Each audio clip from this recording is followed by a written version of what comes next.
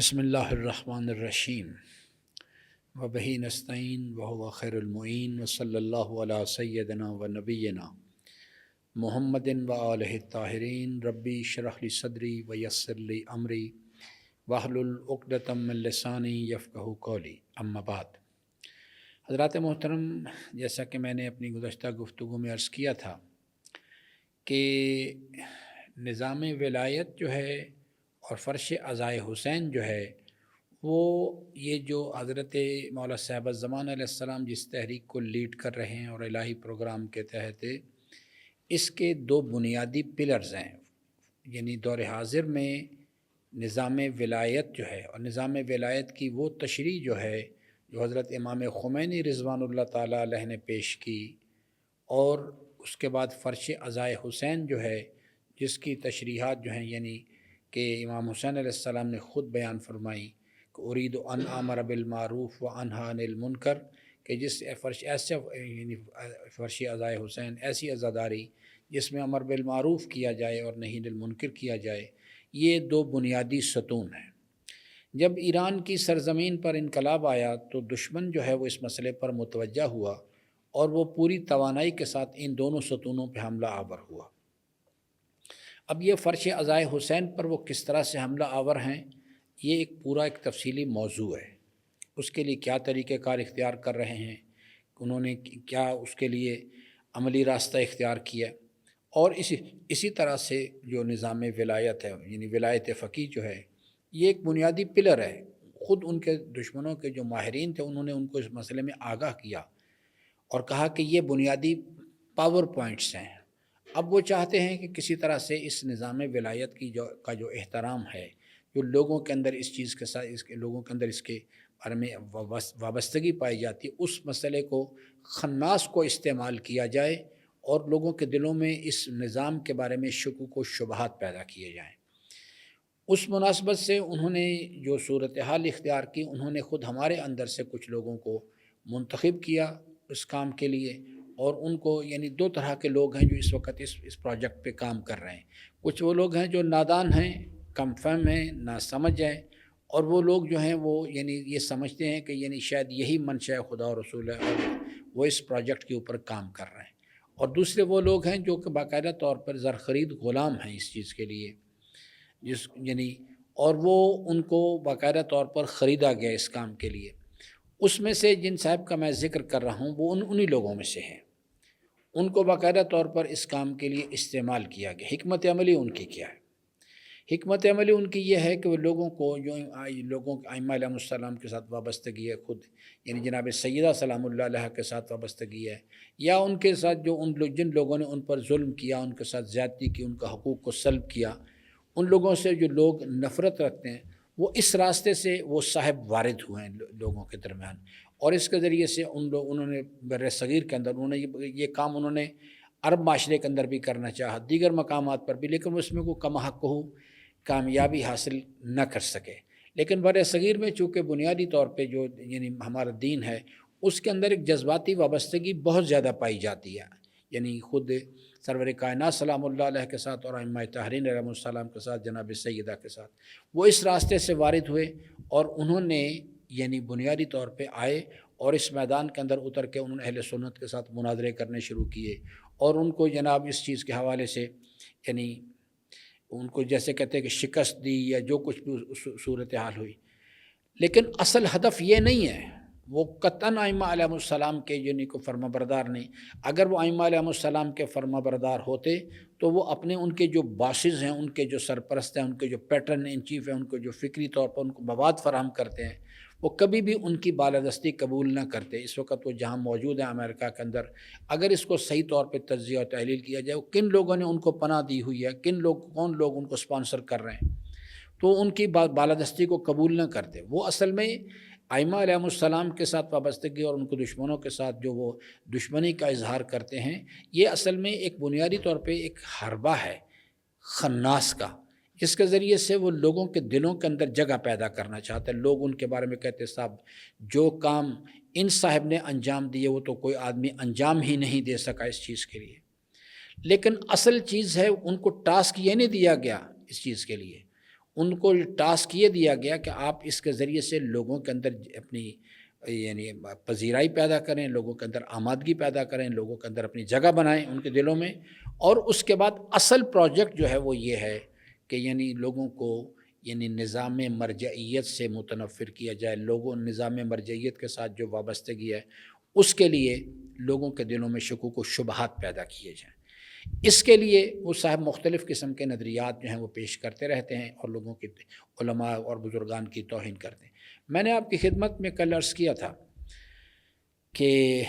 وہ صاحب خود یہی کام کر رہے ہیں، جو اصول کافی جہاں سے وہ روایات نقل کرتے ہیں، وہ بھی تو غیر معصوم انسان ہیں اس چیز کے لیے۔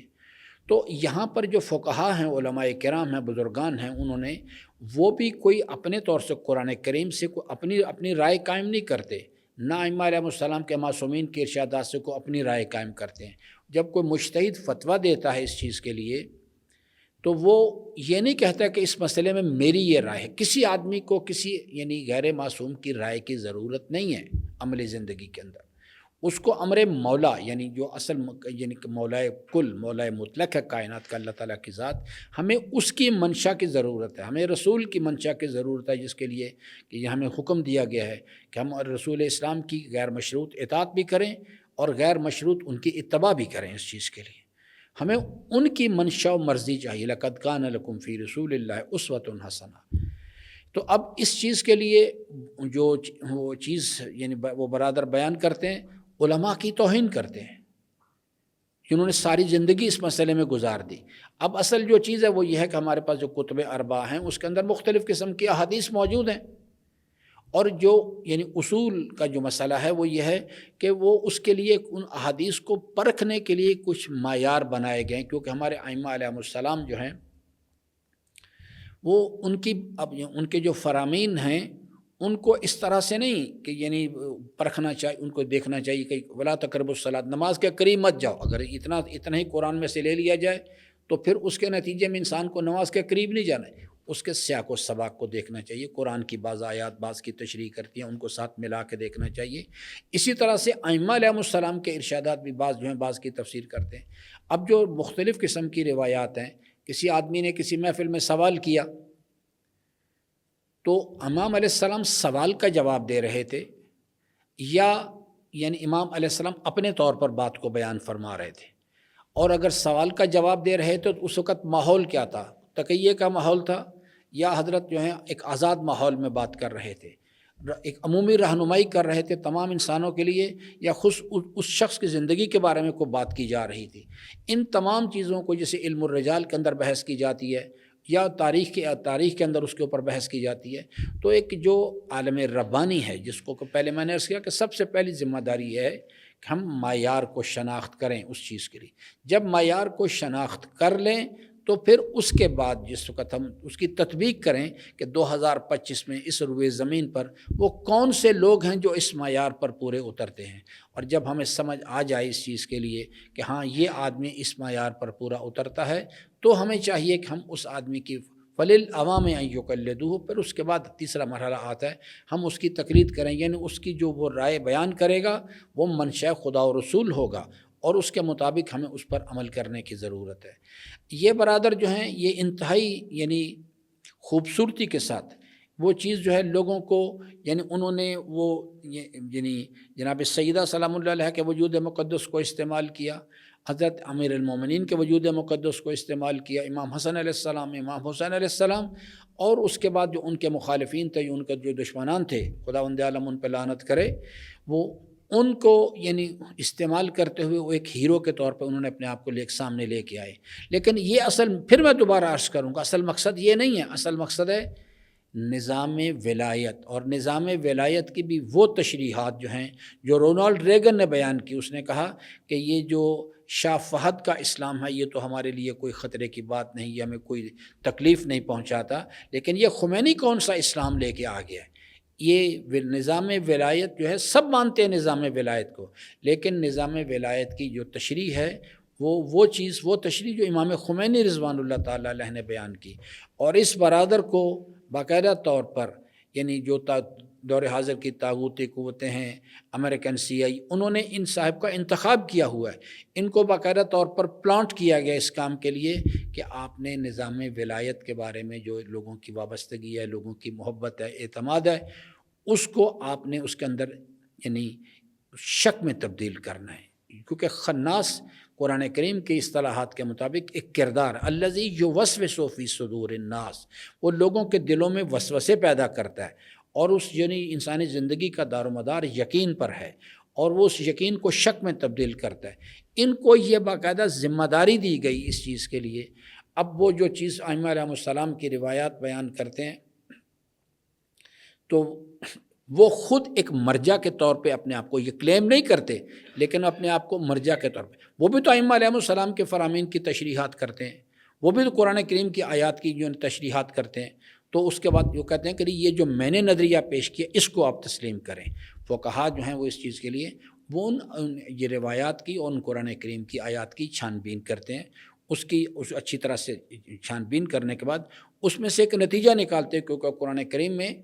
اللہ تعالیٰ کا جو ارشاد کہ قرآن کریم کی بعض آیات بعض کی تفسیر کرتی ہیں، ائمہ علیہم السلام کی بعض روایات بعض کی تفسیر کرتی ہیں، ایک دوسرے کی تشریحات کرتی ہیں، وہ اس کو ایک دوسرے سے ملا کے دیکھتے ہیں، علم الرجال کو دیکھتے ہیں، علم تاریخ کو دیکھتے ہیں، اور پھر اس میں سے غور و فکر کرنے کے بعد ایک نتیجہ نکالتے ہیں اس چیز کے لیے۔ کوئی عالم ربانی جو ہے کسی آدمی کو اپنی ذاتی رائے کی طرف نہیں لے کے آتا، بلکہ اس کا منشا جو ہے وہ لوگوں کو اللہ اور اس کے رسول کے فرامین کی طرف متوجہ کرنا ہے، لوگوں کے سامنے اصل حقائق بیان کرنا ہے، اور اس قسم کے جو خناس کردار ہیں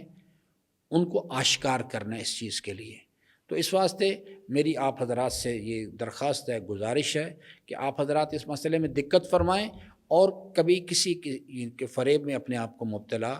نہ کریں۔ امیر المومنین کے فرمان کو پیش نظر رکھیں، کیونکہ تمہیں چاہیے، جو حضرت نے اس جوان کو نصیحت کی، کہ جو پریشان تھا کہ میں ادھر بھی اصحاب رسول ہیں ادھر بھی اصحاب رسول ہیں، آپ داماد رسول ہیں ادھر زوجہ رسول ہیں، اس قسم کے اشتباہات ہر زمانے کے اندر پیدا ہوتے رہتے ہیں۔ صرف ائمہ علیہم السلام کا نام لینے والا جو ہے ہر آدمی، وہ ضروری نہیں ہے کہ وہ خادم اسلام ہی ہو یا ائمہ علیہم السلام کی محبت میں ہی کام کر رہا ہو سکتا ہے وہ اپنے وقت کا خناس ہو۔ اس واسطے میری درخواست ہے کہ اس فریب کے اندر، فریب سے اپنے آپ کو بچانے کی کوشش کریں۔ اللہ تعالیٰ سے امید واروں کہ اللہ تبارک و تعالیٰ ہم سب کو اپنی رضا کی راہیں جو ہیں ان کو شناخت کرنے،